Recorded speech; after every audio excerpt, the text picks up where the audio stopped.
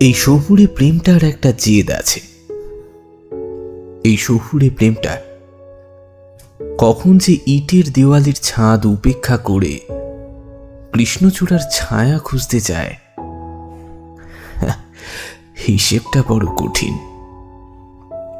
এই কঠিন হিসেবেই জীবন যৌবনের বন্যী শিখা যখন হাতে লেখা প্রেমপত্রগুলো পুড়িয়ে ছাড়খাড় করে দিল, এই কঠিন হিসেবেই তো এই কৃষ্ণচূড়ার ছায়া তলে ঝড়ের আধার নেমে আসে। তবু এই শহুরে প্রেমটার একটা জেদ আছে। এই শহুরে প্রেমটা নদীর উপর ভেলা ভাসিয়ে ছুটে চলে মনের গলি থেকে রাজপথ।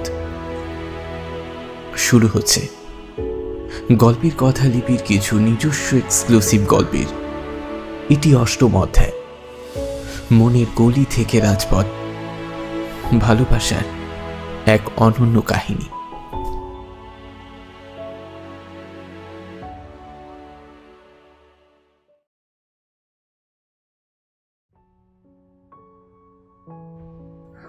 উত্তর কলকাতার এক জীর্ণ গলির মুখে, যেখানে ইতিহাসের গন্ধ আর আধুনিকতার ছায়া মিলে মিশে একাকার, সেখানে রোহনের স্টুডিওর নাম আলো ছায়া। নামটাও যেমন, কাজটাও ঠিক তেমনই। পুরনো বাড়ির ভাঙা দেওয়াল, জানালার গ্রিল কিংবা অলসভাবে বসে থাকা কাক, সবকিছুর মধ্যেই রোহন যেন একটা অনন্য গল্প খুঁজে পায়। সে একজন প্রফেশনাল ফটোগ্রাফার, তবে শুধু ছবি তোলে না, ছবির মধ্যে রীতিমতো প্রাণ প্রতিষ্ঠা করবার ক্ষমতা তার আছে। তার লেন্সের চোখ দিয়ে কলকাতা সবসময় যেন একটা নতুন রূপে ধরা দেয়। আজকে রোহন একটা বিশেষ অ্যাসাইনমেন্টে ব্যস্ত। তার কাজ শহরের এক ঐতিহ্যবাহী পুরনো বাড়ি, যেটা ঈশিতার ফার্ম সংস্কার করছে, তার প্রতিটা কোণ ক্যামেরা বন্দি করা। ঈশিতা একজন তরুণী স্থপতি। তারও চোখে অবাধ স্বপ্ন আর হাতে মুষ্টিবদ্ধ দৃঢ়তা বিদ্যমান। সেও বিশ্বাস করে পুরনোকে বাঁচিয়ে রেখেই নতুনকে সব সময় স্বাগত জানানো উচিত। রোহন আর ঈশিতার প্রথম দেখাটা হয়েছিল ওই বাড়ির উঠোনেই। রোহন তার ক্যামেরার ভিউ ফাইন্ডারে চোখ রেখে একটা কোণ থেকে ছবি তুলছিল, যখন ঈশিতা তার সহকর্মীদের সাথে বাড়ির নকশা নিয়ে আলোচনা করছে। ঈশিতার তীক্ষ্ণ পর্যবেক্ষণ আর ওই আত্মবিশ্বাসী ভঙ্গিমা রোহনের দৃষ্টি আকর্ষণ করল। তার চোখে মুখে ওই অদ্ভুত দৃঢ়তা রোহনকে মুগ্ধ করেছে বটে। হঠাৎ তার ক্যামেরার লেন্স ঘুরিয়ে ঈশিতার কয়েকটা ক্যান্ডিড ছবি তুলে ফেলল রোহন অজান্তেই। তারপর ক্যামেরাখানা নামিয়ে ঈশিতার দিকে এগিয়ে এসে মৃদু হেসে বলল, এক্সকিউজ মি, আপনার টিমের একজন সদস্য সম্ভবত আমার ক্যামেরার লেন্সের সামনে এসে দাঁড়িয়েছিলেন। ঈশিতা সামান্য বিরক্তি ভাব নিয়ে ঘুরে দাঁড়িয়েছে, তবে তার চোখে একটা কৌতূহল লেগেছিল। সে বলল, ওহ সো সরি, আসলে আমরা একটু কাজের আলোচনা করছিলাম। আপনি কি ফটোগ্রাফার? হ্যাঁ, আমি রোহান, আলো ছায়া স্টুডিও থেকে এসেছি। এই ঐতিহ্যবাহী বাড়ির রেনোভেশনের প্রত্যেকটি ধাপ ক্যামেরাবন্দি করার গুরু দায়িত্ব এখন আমার ওপর। বাট আই মাস্ট সে, আপনার কাজ দেখে কিন্তু আমি মুগ্ধ। ঈশিতা রোহনের চোখের দিকে মনোযোগ দিয়ে তাকিয়ে একটু প্রশংসার ভাব করে বলল, আমি ঈশিতা, এই প্রজেক্টের প্রধান স্থপতি। আপনার কাজ আমি দেখেছি। আপনার ছবিতে কিন্তু একটা অন্যরকম গভীরতা আছে। আপনি শুধু দৃশ্য ধারণ করেন না, তার ভেতরের গল্পটাকেও যেন তুলে ধরেন। Thank you. আপনার ডিজাইনটাও তো বেশ ইন্টারেস্টিং। পুরনো কাঠামোকে অক্ষত রেখে আধুনিকতার একটা ছোঁয়া, এটা তো বেশ চ্যালেঞ্জিং। এই বাড়ির প্রত্যেকটি ইটে যেন ইতিহাস লেগে আছে, আর আপনি সেই ইতিহাসকে সম্মান জানিয়েই নতুন কিছু গড়ছেন। হ্যাঁ, চ্যালেঞ্জ তো বটেই, কিন্তু এই পুরনো দেওয়ালগুলোরও তো একটা গল্প আছে, তাই না? সেগুলোকে ভেঙে নতুন কিছু তৈরি করার চেয়ে তাদের গল্পগুলোকে বাঁচিয়ে রেখে নতুন অধ্যায় লেখাটাই বেশি জরুরি বলে মনে হয়। আমার কাছে স্থাপত্য শুধু ইট পাথরের বিন্যাস নয়, এটা যেন সময়ের সাথে কথোপকথন। একদম ঠিক বলেছেন। আমার ক্যামেরাও তো সেই গল্পগুলোকে ধরে রাখতে চায়। প্রত্যেকটি ফ্রেমে আমি সেই নীরব ভাষাটাকে ধরতে চাই। কিন্তু কখনো কখনো মনে হয় একটা ছবি হাজার কথা বললেও সব কথা কি বলতে পারে? কিছু অনুভূতি, কিছু নীরবতা ক্যামেরা লেন্সের বাইরেই থেকে যায়। আর আমার মনে হয় একটা ডিজাইন হাজার স্বপ্ন দেখালেও সব স্বপ্ন পূরণ করতে পারে না। সীমাবদ্ধতা থাকে, বাস্তবতার চাপ থাকে, কিন্তু চেষ্টা তো করাই যায়, তাই না? অসম্পূর্ণতাও তো এক ধরনের সৌন্দর্য। ওদের প্রথম দিনের কথোপকথন এমনই ছিল, পেশাদারিত্বের মোড়কে মোড়া একটা বুদ্ধিভিত্তিক বিতর্ক। সেই দিন থেকেই ওদের মধ্যে একটা অদৃশ্য সুতো বাঁধা পড়েছে, তবে সেটা ওদের দুজনেরই অজান্তে। শুধু কাজের প্রয়োজনে নয়, বরং মনের টানও ওদের কাছাকাছি আনলো। রোহন ঈশিতার চোখে একটা অনবদ্য দৃঢ়তা যখন খুঁজে পেয়েছে, তখন ঈশিতাও রোহনের কথায় সংবেদনশীলতা অনুভব করতে শুরু করেছে। ওদের দুজনেরই শিল্প এবং জীবনের প্রতি একটা গভীর দৃষ্টিভঙ্গি ওদের একে অপরের প্রতি আকৃষ্ট করেছে। পরের কয়েক সপ্তাহ ধরে ওদের দেখা হতে লাগলো প্রায় প্রতিদিনই। কখনো বাড়ির ছাদে, কখনো পুরনো সিঁড়ির ধাপে, আবার কখনো বা নয়া কোনো ক্যাফেটেরিয়া টেবিলে। কাজের ফাঁকে ফাঁকে ওদের আলোচনাটা মূলত করত কলকাতা নিয়ে। এছাড়াও শিল্প, জীবনবোধ এসব নিয়ে ওদের আলোচনার পরিসরটা ক্রমেই বেড়ে চলত। রোহন তার ক্যামেরায় ঈশিতার অজান্তেই বহু ছবি তুলত। সে ছবিগুলোতে হয় সে কখনো গভীর মনোযোগে নকশা দেখছে, আবার কখনো বা সহকর্মীদের সাথে হাসাহাসি করছে, কখনো বা আনমনা হয়ে জানালার বাইরে তাকিয়ে আছে। ঈশিতার প্রতিটা ছবিতেই রোহন যেন নতুন কোনো দিক ফুটিয়ে তুলত। দিনে দিনে ঈশিতা যেন রোহনকে আরো বেশি করে আকৃষ্ট করে তুলেছে। হঠাৎ একদিন ঈশিতা রোহনের স্টুডিওতে এসে উপস্থিত হলো তার কিছু পুরনো ছবির রেফারেন্স দেখতে। স্টুডিওর এক কোণে রাখা একটা ফোল্ডারে হঠাৎ ঈশিতার চোখ পড়ল। সেখানে ঈশিতার নিজস্ব কিছু ক্যান্ডির ছবি দেখে সে রীতিমতো অবাক হয়ে রোহনের দিকে তাকালো। বলল, এগুলো তো সব আমার ছবি। রোহন সামান্য অপ্রস্তুত হয়ে এক ঝলক ইতস্তত হাসি নিয়ে বলল, ও হ্যাঁ, আমি আপনার অনুমতি ছাড়াই কয়েকটা ছবি তুলে ফেলেছিলাম। আসলে আপনার অভিব্যক্তিগুলো এত সাবলীল যে লোভটা আর সামলাতে পারিনি। প্রত্যেকটি ফ্রেমে আপনি এতটাই জীবন্ত ছিলেন যে মনে হচ্ছিল আপনার ভেতরের সত্তাটা ক্যামেরার সামনে চলে এসেছে। ঈশিতা ছবিগুলো দেখতে লাগলো। তার চোখে মুখে এক ঝলক হাসি ধরা পড়ছে, সেই সঙ্গে এক জোড়া বিস্ময় তার দুই চোখে লেগে আছে। সে বলল, বাহ, ছবিগুলো তো খুব সুন্দর। আপনি আমাকে এমনভাবে দেখেছেন যা আমি নিজেও কখনো দেখিনি। মনে হচ্ছে আপনি ওর আত্মাকে ক্যামেরাবন্দি করেছেন। কারণ আমি শুধু আপনার বাইরের রূপটাকে দেখিনি, আপনার ভেতরের মানুষটাকেও দেখবার চেষ্টা করেছি। আপনার চোখে আমি কলকাতার প্রতি ভালোবাসা দেখেছি, আপনার কাজে দেখেছি স্বপ্ন পূরণের জেদ। আপনি শুধু একজন স্থপতি নন, আপনি একজন শিল্পী যিনি ইট পাথরের মধ্যে প্রাণ সঞ্চার করেন। বোধহয় সেই দিন থেকেই ওদের সম্পর্কটা আরো এক ধাপ এগিয়ে গেল। ওরা এখন একসাথে কলকাতা ঘুরতে বেরোয়।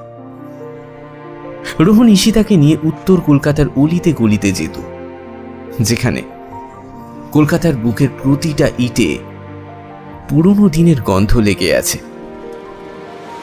সে দেখাতো কিভাবে সকালের আলোয় পুরনো বাড়ির কার্নিশগুলো অনায়াসে সোনালি হয়ে ওঠে, কিভাবে ফুটপাতের দোকানের চায়ের কাপে হাজার হাজার গল্পগুলো জমে ওঠে। ঈশিতাকে বোঝাতো এই শহরটা শুধু ইট পাথরের সমষ্টি নয়, একটা জীবন্ত ইতিহাস, যার প্রতিটা মুহূর্তে নতুন নতুন গল্প তৈরি হয়। জানো ঈশিতা, এই কলকাতা শহরটা একটা জীবন্ত কবিতা। এর প্রত্যেকটি গলি, প্রত্যেকটি বাড়ি, প্রত্যেকটি মানুষ, সবাই যেন এক একটা চরিত্র, এক একটা উপমা। আর আমি সেই কবিতার একজন পাঠক, যে প্রত্যেকটি ছন্দে নতুন অর্থ খুঁজে পায়। আর আপনি সেই কবিতার একজন দক্ষ পাঠক। আপনার চোখ দিয়ে দেখলে এই শহরটা আরও বেশি মায়াবী লাগে। আমি তো শুধু এর কাঠামোটাকে দেখি, আপনি এর আত্মাকে দেখেন। আপনি আমাকে শিখিয়েছেন কিভাবে এই শহরের স্পন্দনকে অনুভব করতে হয়। এসব বলে ঈশিতা আবার রোহানকে নিয়ে যেত দক্ষিণ কলকাতার আধুনিক আর্ট গ্যালারিতে, কিংবা সময় পেলে নতুন কোনো ক্যাফেতেও তাদের দেখা হতো প্রায়শই। সে দেখাতো কিভাবে আধুনিক স্থাপত্য পুরনো শহরের সাথে মিশে একটা নতুন পরিচয় তৈরি করেছে। তাকে বোঝাতো পরিবর্তন মানেই ধ্বংস নয়, পরিবর্তন মানে নতুন করে সৃষ্টি। এই যে দেখুন এই নতুন ক্যাফেটা, এর ডিজাইনটা কত মিনিমালিস্টিক, কিন্তু এর পেছনের গল্পটা কিন্তু খুব পুরনো। এই জায়গাটা একসময় একটা পুরনো বইয়ের দোকান ছিল। এখন এর আধুনিকতা পুরনো স্মৃতিকে নতুনভাবে বাঁচিয়ে রেখেছে। তাহলে তো এখানেও একটা গল্প আছে। পুরনো আর নতুন দুটোই একে অপরের পরিপূরক, ঠিক আমাদের দুজনের মতো, তাই না? আপনি কাঠামোর সৌন্দর্য বোঝেন, আর আমি বুঝি মুহূর্তের সৌন্দর্য। দুটোই তো সুন্দরকে পূর্ণতা দেয়। আমাদের দুজনের মতো? হ্যাঁ, আমাদের দুজনের মতো। আপনি আমাকে শিখিয়েছেন কিভাবে একটি বাড়ির ভেতরের গল্পটাকে পড়তে হয়, আর আমি আপনাকে শিখিয়েছি কিভাবে একটি মুহূর্তকে ক্যামেরাবন্দি করতে হয়।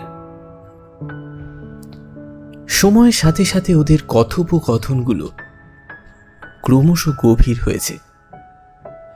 ওরা এখন একে অপরের স্বপ্ন, ভয় আর আকাঙ্ক্ষা নিয়ে কথা বলে। ঈশিতা রোহানকে শোনাতো তার স্থাপত্যের স্বপ্নের কাহিনী, কিভাবে সে শহরকে আরও বাসযোগ্য করে তুলতে চায়। এদিকে রোহান ও ঈশিতাকে তার ফটোগ্রাফির দর্শন সম্পর্কে বোঝাতো, কিভাবে সে সময়ের প্রতিটা মুহূর্তকে তার ক্যামেরার লেন্সে অমর করে রাখতে চায়। ওদের মধ্যে যে গভীর বোঝাপড়াটা তৈরি হয়েছিল, সেটা ওদের সম্পর্ককে বোধহয় আরও একটু মজবুত করেছে।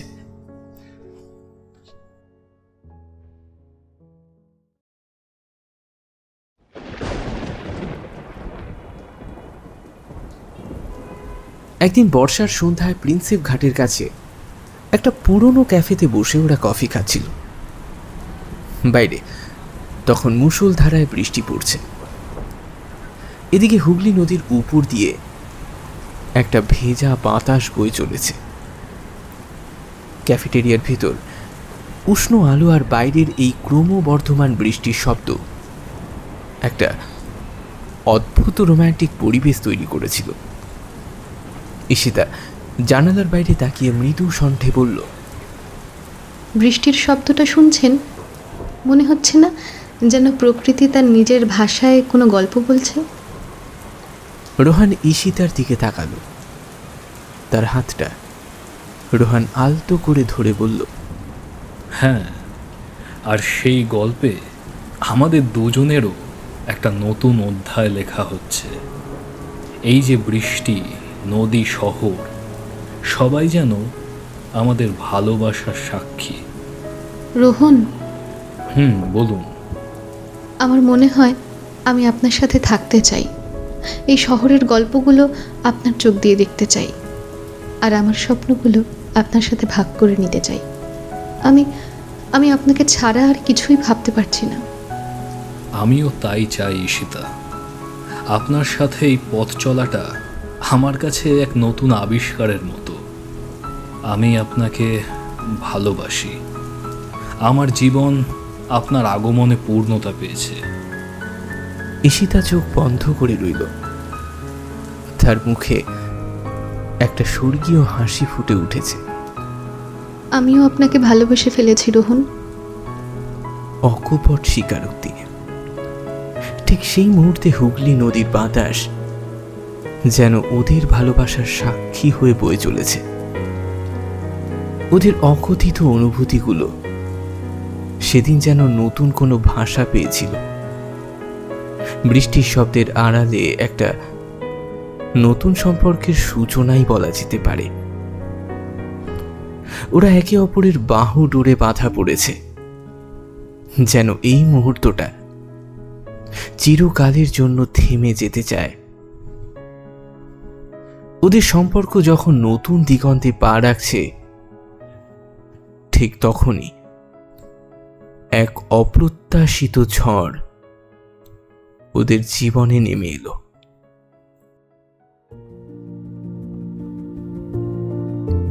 এখন শুনছেন মনের গলি থেকে রাজপথ।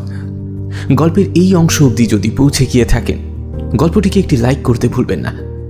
চলুন তবে গল্পের বাকি অংশটুকু শোনা যাক।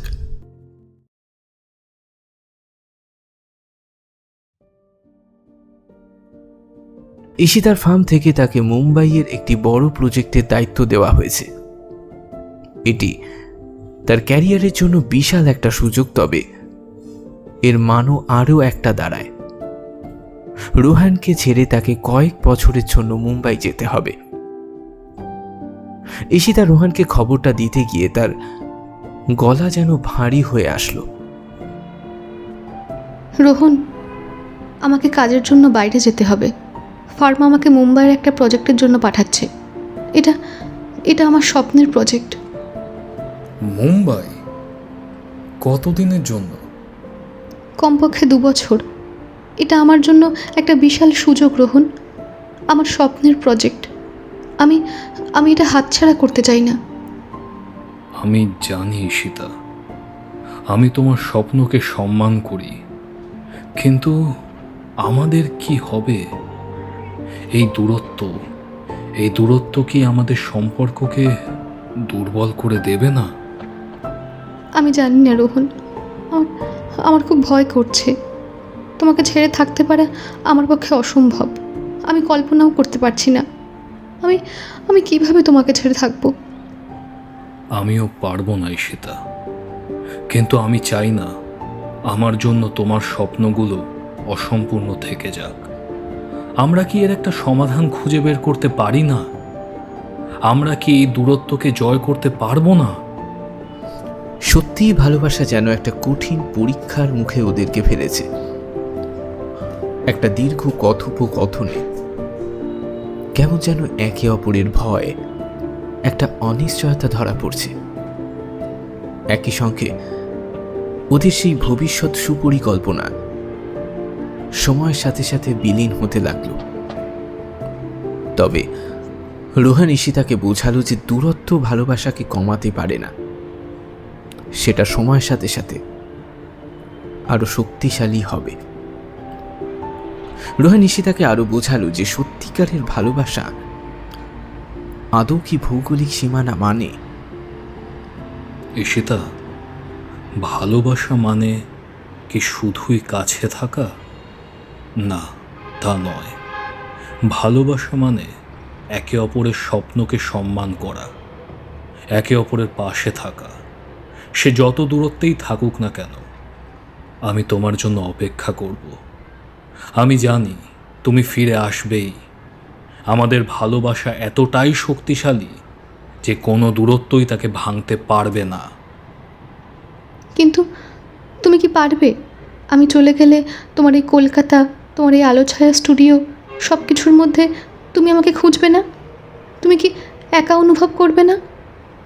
খুঁজব, কিন্তু আমি জানি তুমি যেখানেই থাকো না কেন তোমার মনটা এই কলকাতাতেই থাকবে, আমার কাছেই থাকবে।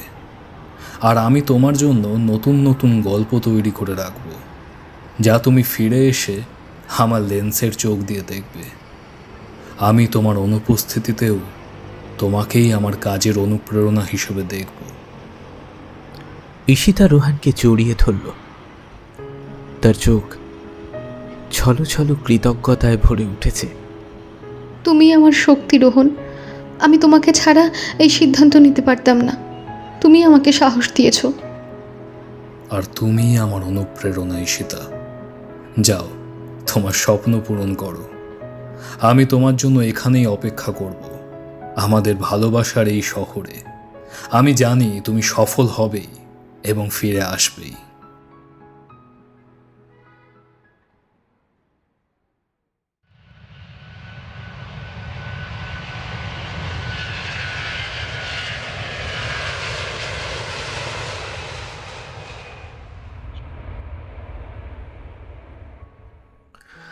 ঈশিতা মুম্বাই চলে গেল।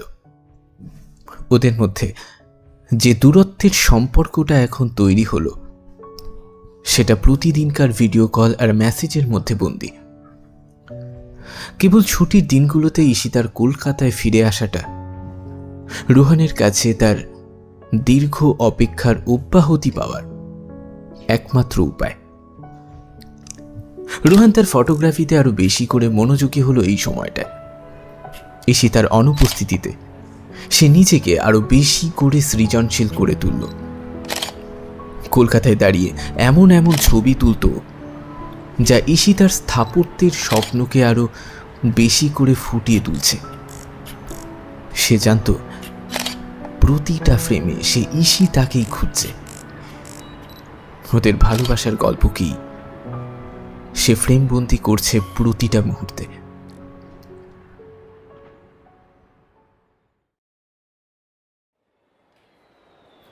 এদিকে মুম্বাইতে ঈশিতার 2 বছর কেটে গিয়েছে। প্রজেক্ট সফলভাবে শেষ করবার পর সে কলকাতায় ফিরে এলো। এয়ারপোর্টে রোহান তাকে নিতে গিয়েছিল। ঈশিতাকে দেখে রোহানের চোখ দুটো রীতিমতো জলে ভরে উঠেছে। ওদের পূর্ণ মিলন সে একটা আবেগঘন মুহূর্তের সাক্ষী। ঈশিতা রোহানকে দেখে দৌড়ে এসে জড়িয়ে ধরল। আমি জানতাম তুমি আসবে। আমি তোমার জন্য অপেক্ষা করছিলাম, প্রত্যেকটি দিন, প্রত্যেকটি মুহূর্ত। ঈশিতা ফিরে আসবার পর ওদের সম্পর্কটা আরো গভীর হয়েছে। ওরা দুজনাই বুঝতে পারল দূরত্ব ওদের ভালোবাসাকে সময়ের সাথে সাথে আরো মজবুত করেছে। ঈশিতা তার অভিজ্ঞতা নিয়ে কলকাতায় ফিরে এসে ফার্মে একটা গুরুত্বপূর্ণ দায়িত্ব পেল। এদিকে রোহানও তার ফটোগ্রাফি স্টুডিওটাকে আরো বড় করেছে। সেও এখন নতুন নতুন প্রজেক্ট হাতে পায়। অর্থাৎ বলা যেতে পারে ওদের ভবিষ্যৎ এখন সুপ্রতিষ্ঠিত। কিন্তু ওদের ভালোবাসার পথে আরো বড় একটা বাধা অপেক্ষা করছিল। ঈশিতার বাবা মিস্টার চ্যাটার্জি ওদের সম্পর্কটা কোনোভাবেই মেনে নিতে পারছিলেন না। তিনি একজন রক্ষণশীল প্রকৃতির মানুষ, যিনি সামাজিক প্রতিষ্ঠা এবং আর্থিক নিরাপত্তাকে ভালোবাসার চেয়ে অনেক বেশি উঁচুতে রাখেন। তিনি রোহানকে একজন স্বপ্নচারী ফটোগ্রাফার হিসেবে দেখতেন, অর্থাৎ যার কোনো সুরক্ষিত ভবিষ্যৎ নেই। বলা যেতে পারে একজন বেপরোয়া পাউন্ডুলে। একদিন সন্ধ্যায় ঈশিতা তার বাবার সাথে ডিনারে বসেছিল। মিস্টার চ্যাটার্জি গম্ভীর মুখে ঈশিতার দিকে তাকালেন। ঈশিতা, তোমার সাথে আমার কিছু জরুরি কথা আছে। বলো বাবা। তুমি তো এখন মুম্বাই থেকে ফিরে এসেছো, তোমার কেরিয়ারও খুব ভালো চলছে। এবার তোমার বিয়ের কথা ভাবা উচিত। বাবা, আমি তো রোহনকে ভালোবাসি। আমরা একে অপরকে বিয়ে করতে চাই।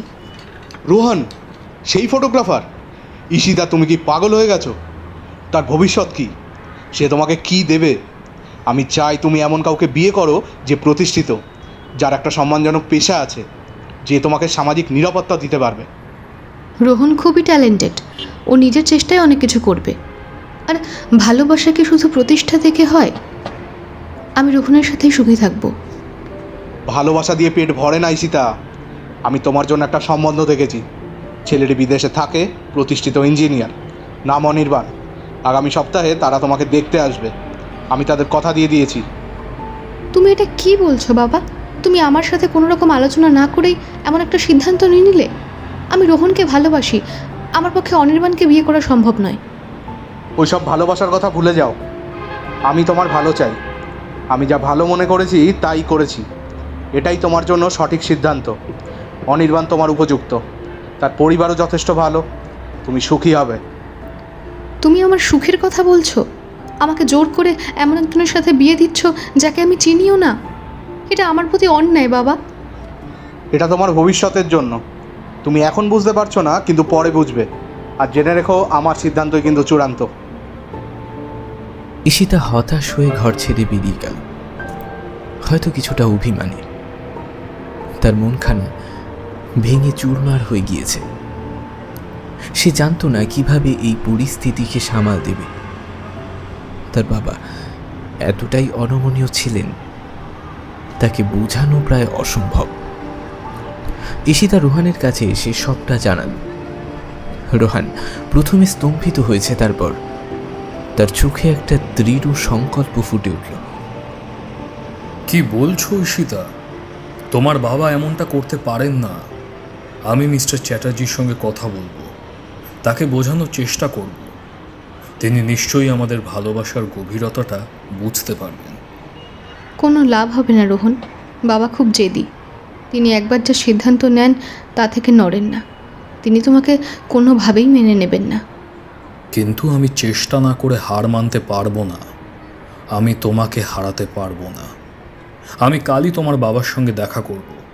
আমি তাকে বোঝাবো যে আমি তোমাকে কতটা ভালোবাসি আর আমি তোমাকে কতটা সুখে রাখতে পারবো। পরদিন সকালে রোহান মিস্টার চ্যাটার্জির অফিসে গেল। তার মনে একটা ভয় ছিল, কিন্তু ভালোবাসার জন্য সে এটুকু ঝুঁকি নিতে প্রস্তুত। রোহান মিস্টার চ্যাটার্জির অফিসের দরজায় কড়া নেড়ে ভিতরে প্রবেশ করলেন। নমস্কার স্যার, আমি রোহান, ঈশিতার বন্ধু। মিস্টার চ্যাটার্জি ঠান্ডা গলায় ফাইল থেকে চোখ না তুলেই বললেন, জানি, কি চাই? আমি ঈশিতাকে ভালোবাসি স্যার। আমি ওকে বিয়ে করতে চাই।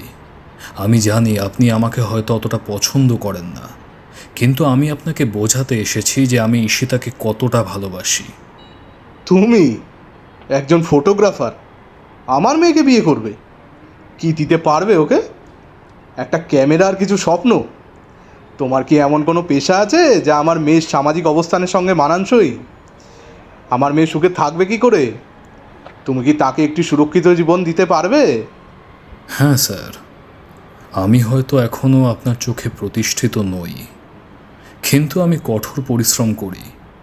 আমি নিজের পায়ে দাঁড়ানোর জন্য সব রকম চেষ্টা করেছি, পরবর্তীকালেও করব।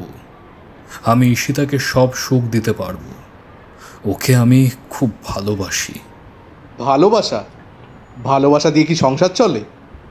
শোনো যুবক, আমি আমার মেয়ের জন্য যা ভালো মনে করেছি তাই করব। তোমার মতো স্বপ্নচারী ছেলের হাতে আমি আমার মেয়েকে তুলে দিতে পারবো না। তুমি এখন আসতে পারো, আমার হাতে অনেক কাজ আছে। স্যার, দয়া করে একবার আমার কথাটা শুনুন। আমি ঈশিতাকে সত্যিই খুব ভালোবাসি। আমি কোনোদিন তাকে কষ্ট দেব না। যথেষ্ট হয়েছে, আমার সিদ্ধান্তই চূড়ান্ত। তুমি যেতে পারো। রোহন হতাশ হয়ে ফিরে এলো। মিস্টার চ্যাটার্জির অনমনীয়তা দেখে রোহন ভিতর থেকে ভেঙে পড়েছে। সে জানতো না এখন তার কি করা উচিত। ঈশিতার বাবা এতটাই কঠোর ছিলেন, তাকে বোঝানো অসম্ভব মনে হচ্ছিল। ওদের ভালোবাসার ভবিষ্যৎটা এখন দুজনার কাছেই অনিশ্চিত। এদিকে অনির্বাণ ঈশিতার জন্য মিস্টার চ্যাটার্জির কাছে একজন পছন্দের পাত্র। আগামী সপ্তাহে সে কলকাতায় এসেছে। একজন সুদর্শন সুপ্রতিষ্ঠিত ইঞ্জিনিয়ার, যে বিদেশে একটা মাল্টি ন্যাশনাল কোম্পানিতে কাজ করে। তার চালচলন, তার কথা বলবার ধরন, সবকিছুতেই একটা আভিজাত্যের ছাপ লুকিয়ে আছে। ঈশিতা অনির্বাণের সাথে দেখা করতে এক প্রকার বাধ্যই হলো। প্রথম দেখাতেই অনির্বাণ ঈশিতাকে মুগ্ধ করবার চেষ্টা করল। তার ক্যারিয়ার, তার বিদেশে থাকার অভিজ্ঞতা, তার ভবিষ্যৎ পরিকল্পনা সব কিছু নিয়ে কথা বলল সে। ঈশিতা তার কথাগুলো শুনছিল বটে, কিন্তু তার মনখানা রোহানের কাছেই পড়ে আছে। ঈশিতা, আমি জানি যে এটা তোমার জন্য একটু হঠাৎ করেই হচ্ছে, কিন্তু আমি প্রথম দেখাতেই তোমাকে পছন্দ করেছি। আমি চাই তুমি আমার জীবন সঙ্গিনী হও। আমি তোমাকে সব সুখ দিতে পারবো। ধন্যবাদ অনির্বাণ, কিন্তু আমি এখন বিয়ের কথা ভাবছি না। আমি তোমার বাবার সঙ্গে কথা বলেছি, তিনিও চান আমরা বিয়ে করি। আমি তোমাকে বিশ্বাস করাতে চাই যে আমি তোমার যোগ্য। আমি তোমাকে খুব ভালো রাখবো। ঈশিতা অনির্বাণের সাথেই কথা বলছিল, কিন্তু তার মন বলছিল যে সে রোহানকে ছাড়া আর কাউকেই ভালোবাসতে পারবে না। অনির্বাণ যতই ভালো হোক না কেন, তার মনে রোহানের জায়গা কেউ নিতে পারবে না। মিস্টার চ্যাটার্জি অনির্বাণকে খুব পছন্দ করলেন। তিনি মনে করলেন একমাত্র অনির্বাণই ঈশিতার জন্য উপযুক্ত। তিনি ঈশিতাকে বোঝাবার চেষ্টা করলেন যে অনির্বাণ তার জন্য, তার জীবনের জন্য কতটা ভালো। মিস্টার চ্যাটার্জি বললেন, ঈশিতা, অনির্বাণ তোমার জন্য পারফেক্ট। সে প্রতিষ্ঠিত, স্মার্ট এবং তোমাকে খুব ভালোবাসে। তুমি কেন তাকে সুযোগ দিচ্ছ না? বাবা, আমি রোহনকে ভালোবাসি। আমি তাকে ছাড়া আর কাউকে বিয়ে করতে পারবো না। এই ভালোবাসার কথা ভুলে যাও, এটা তোমার জন্য ক্ষতিকর। অনির্বাণ তোমার ভবিষ্যৎ। ঈশিতা জানত যে তার বাবা তার সিদ্ধান্ত থেকে নড়বেন না। ঈশিতার নিজেকে বড় অসহায় মনে হলো। তার ভালোবাসার জন্য তাকে লড়াই করতে হবে সে জানে, কিন্তু কিভাবে? এদিকে মিস্টার চ্যাটার্জি ঈশিতার অমতেই বিয়ের প্রস্তুতি শুরু করে দিলেন। বিয়ের কার্ড ছাপানো হলো, আত্মীয় স্বজনদের খবর দেওয়া হলো। ঈশিতা প্রতিবাদ করছিল, তবে সমস্ত প্রতিবাদী এক নীরব মিছিলের মতো। সে কোনো কিছুতেই অংশ নিচ্ছিল না, কারোর সাথে কথা বলছিল না। তার চোখে কেবল ওই গভীর বিষণ্ণতাই সমস্ত গল্পটা বয়ান করছে। রোহান ও ঈশিতার অবস্থা দেখে খুবই কষ্ট পাচ্ছিল। সে জানত ঈশিতা কতটা অসহায়। ঈশিতাকে সান্ত্বনা দেবার চেষ্টা করত সে সময় অসময়, কিন্তু তার নিজেরও মন কি খুব ভালো আছে? একদিন রোহন বলল, ঈশিতা, তুমি ভেঙে পড়ো না, আমরা কিছু একটা করব। আমি তোমাকে হারাতে পারবো না। কি করবে রোহন? বাবা তো কোনো কথাই শুনছেন না। তিনি আমার জীবনটাকে নষ্ট করে দিচ্ছেন। আমি শেষ মুহূর্ত পর্যন্ত চেষ্টা করব। আমি তোমাকে কথা দিচ্ছি, আমি তোমার বিয়ে অন্য কোথাও হতে দেব না।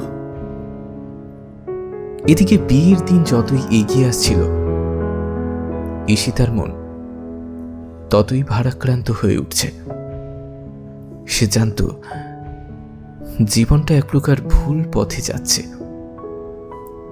সে রোহানকে ছাড়া আর কাউকেই তার জীবন সঙ্গী হিসেবে কখনো কোনোদিনও কল্পনা করতে পারেনি। এদিকে রোহানও জানত তারও হাতে সময় খুব কম। সেও মিস্টার চ্যাটার্জিকে বোঝাতে ব্যর্থ হয়েছে। এখন তাকে এমন কিছু একটা করতে হবে যেটা মিস্টার চ্যাটার্জির মনকে পরিবর্তন করতে পারে। সেই ঈশিতার প্রতি তার ভালোবাসা এবং তার প্রতিভাকে প্রমাণ করতে চেয়েছিল শুধু। রোহান একটা পরিকল্পনা তৈরি করল। সে ঈশিতার ছোটবেলা থেকে শুরু করে তার স্বপ্ন, তার কাজ, তার প্রতিভার বিভিন্ন মুহূর্তের ছবি এবং ভিডিও সংগ্রহ করতে শুরু করল। সে ঈশিতার বন্ধুদের সাথে কথা বলল, তার সহকর্মীদের কাছ থেকে তথ্য নিল। সে কেবলই ঈশিতার জীবনের প্রতিটা গুরুত্বপূর্ণ মুহূর্তকে ক্যামেরা বন্দী করতে চেয়েছিল। যা তার বাবার চোখ খুলে দিতে পারে। রোহন তার স্টুডিওতে দিন রাত কাজ করতে লাগলো। একটা ভিডিও তৈরি করছিল যেটা ঈশিতার জীবনের গল্প বলবে, তার স্বপ্নকে তুলে ধরবে এবং রোহানের প্রতি তার ভালোবাসাকে প্রমাণ করবে। সে জানত যে এই ভিডিওটাই ওদের এবং ওদের জীবনের শেষ ভরসা। সে ভিডিওর সাথে একটা ভয়েস ওভারও তৈরি করলো, যেখানে সে ঈশিতার প্রতি তার ভালোবাসা এবং তার প্রতিশ্রুতির কথা বলবে। সে চেয়েছিল তার কথাগুলো মিস্টার চ্যাটার্জির হৃদয় পর্যন্ত পৌঁছাক। বিয়ের আগের দিন রাতে রোহন তার ভিডিওটি শেষ করল। সে জানত এই ভিডিওটি তাদের ভাগ্য নির্ধারণ করবার শেষ উপায়। সে প্রার্থনা করছিল ওদের এই শেষ চেষ্টাটা যেন সফল হয়।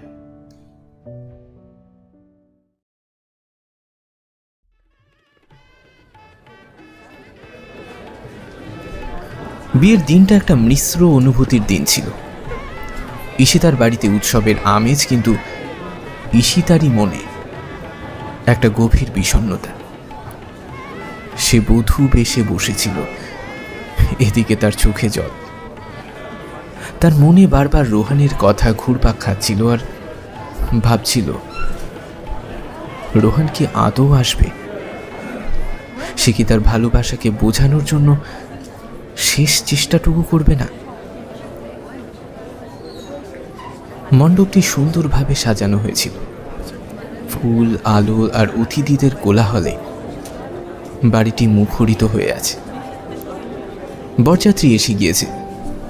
অনির্বাণ বরের সাজে আত্মবিশ্বাসের সাথে মণ্ডপে প্রবেশ করল। মিস্টার চ্যাটার্জি খুশি মনে ও দিদিদের আপ্যায়ন করছিলেন।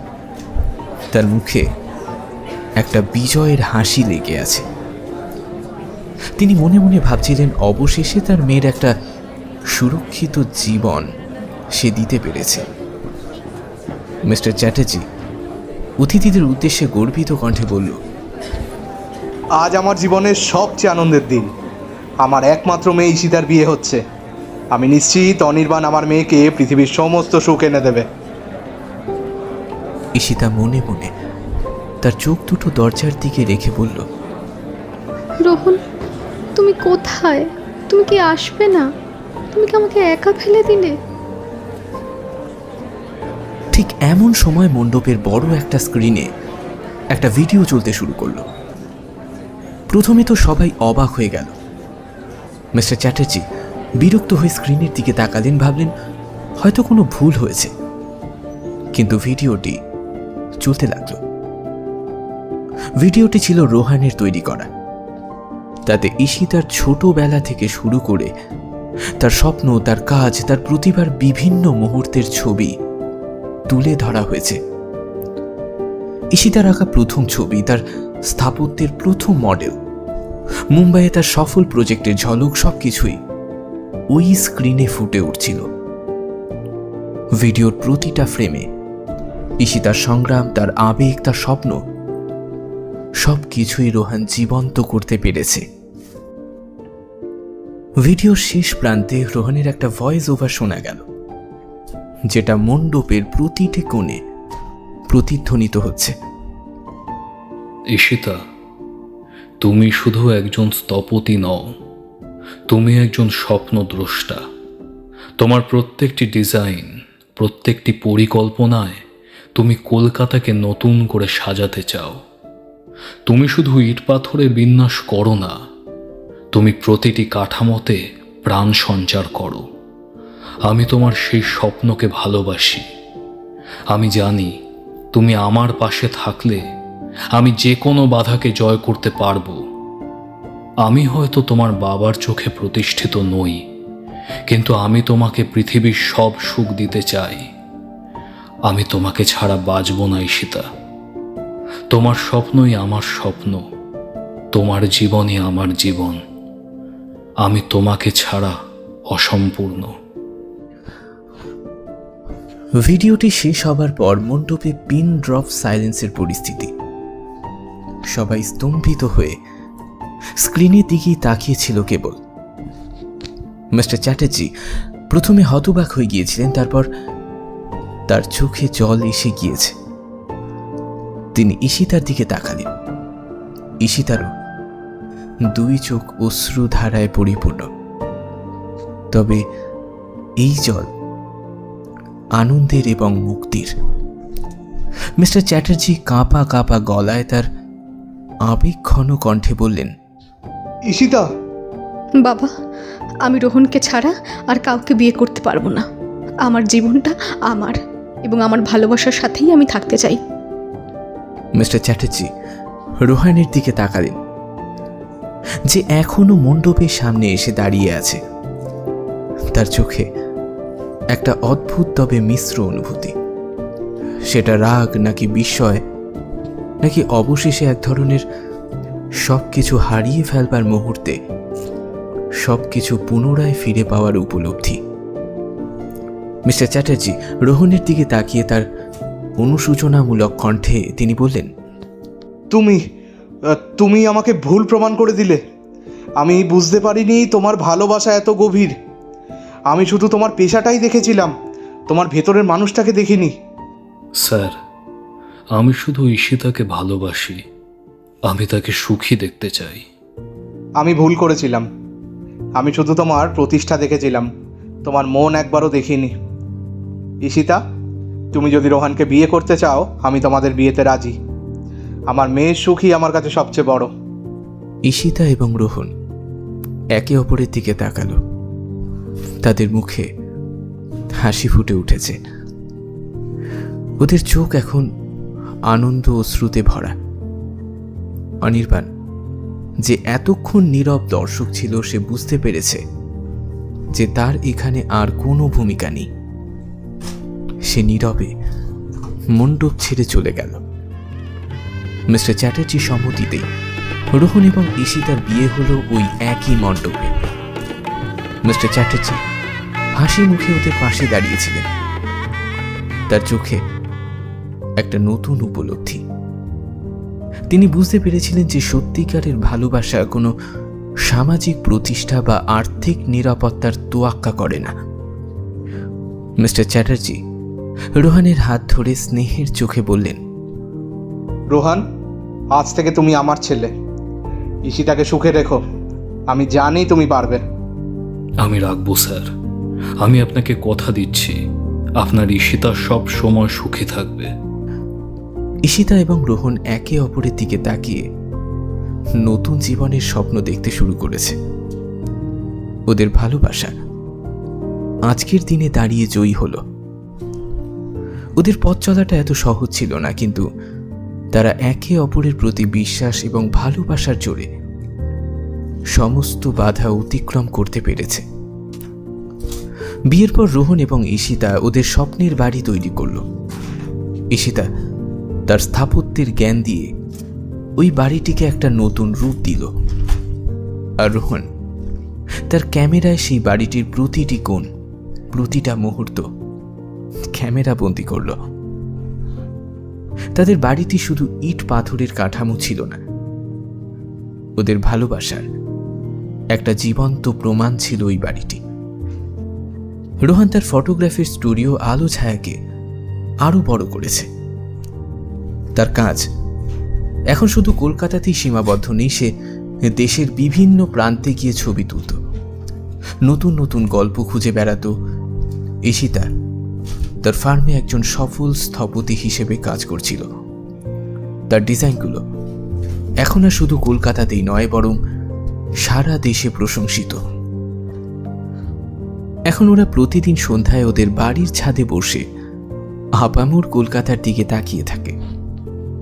রোহান তার ক্যামেরায় সূর্যাস্তের ছবি তুলত, আর ঈশিতা তারই পাশে বসে সেই ছবিগুলো দেখত।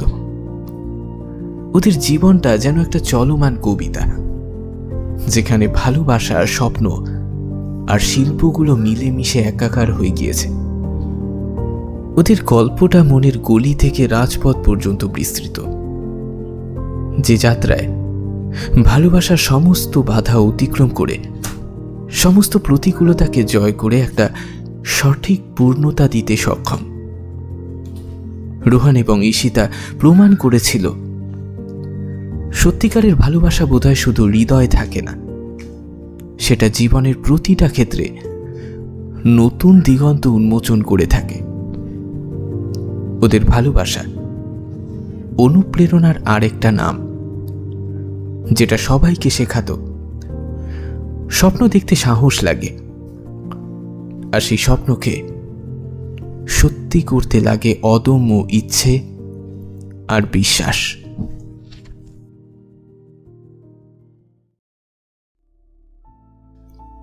শুনছিলেন মনের গলি থেকে রাজপথ। আমাদের আজকের গল্পের মুখ্য দুই চরিত্র রোহান এবং ঈশিতার কণ্ঠে রোহন এবং অমৃতা, মিস্টার চ্যাটার্জির ভূমিকায় সম্রাট, অনির্বাণের চরিত্রে সুমন নন্দী, সবশেষে গল্পকথক, গল্পের সূত্রধার আমি অনিক। আমাদের আজকের গোটা গল্পে আবহ সঙ্গীতে বিশেষভাবে সাহায্য করেছে কথালিপি প্রোডাকশনস, আমাদের টেকনিক্যাল হেড রাজীব। আমাদের আজকের গল্প যদি আপনাদের ভালো লেগে থাকে তাহলে লাইক, কমেন্টস এবং শেয়ার করতে ভুলবেন না। দিনের শেষে চ্যানেলটিকে অতি অবশ্যই সাবস্ক্রাইব করে বেল আইকনটি প্রেস করে নিন, যাতে আমাদের নিবেদন সরাসরি পৌঁছে যেতে পারে আপনাদের কাছে। এখন আমরা শুধু ইউটিউবেই নই, রয়েছি স্পটিফাইতেও, তাই ইউটিউবের পাশাপাশি স্পটিফাইতেও আমাদেরকে ফলো করতে ভুলবেন না। দেখা হচ্ছে আগামী সপ্তাহে নতুন কোনো গল্পকে সঙ্গী করে। ততক্ষণ পর্যন্ত সুস্থ থাকুন এবং গল্পের কথালিপিকে অফুরান ভালোবাসা দিন।